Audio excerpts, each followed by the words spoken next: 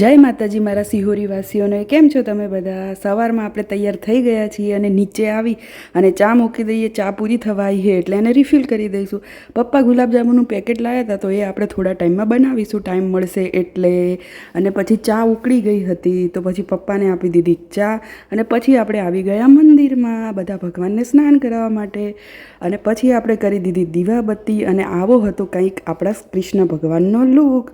અને પછી ત્યાંથી આપણે આવી ગયા બારે, તુલસી માતાને દીવો કર્યો અને પછી ચડાવી દીધું છે તુલસી માતાને પાણી. અને પછી ત્યાંથી આપણે બારે આવી અને સૂર્યનારાયણની બી પાણી ચડાવી દીધું છે. પછી અંદર આવ્યા અને કૂતરા માટે રોટલી અને દૂધ પલાળ્યું અને પછી બારે જઈને નાખી દીધું.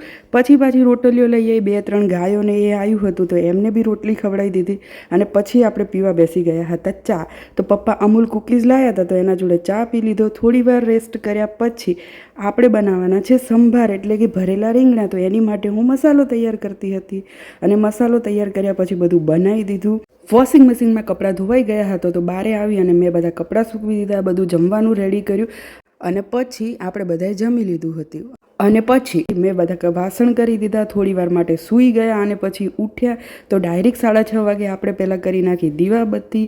અને દીવાબત્તી કર્યા પછી મિક્સ એટલે કે ફુલાવર અને વટાણાનું આપણે શાક વઘારી દીધું.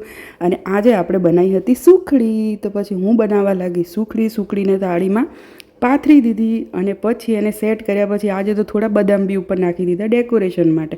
અને પછી મેં આજે જમ્યું નહોતું તો પછી અમે લોકો નીકળ્યા પાટણ જવા માટે. અને પાટણ જવું હતું મારે ચા પીવા માટે. તો ત્યાં આગળ આપણે અમૃતમ ચાયના ત્યાં આગળથી પી લીધી ચા પી અને પાછા અમે નીકળી ગયા ઘરે આવવા માટે. હું તો રસ્તામાં આવતા ટાઈમે જ સૂઈ ગઈ હતી. એટલે હું કહું છું તમને બધાને ગુડ નાઇટ, બાય બાય, જય માતાજી. મળીએ કાલના મિની બ્લોગમાં. સપોર્ટ કરતા રહેજો. Tata, bye bye.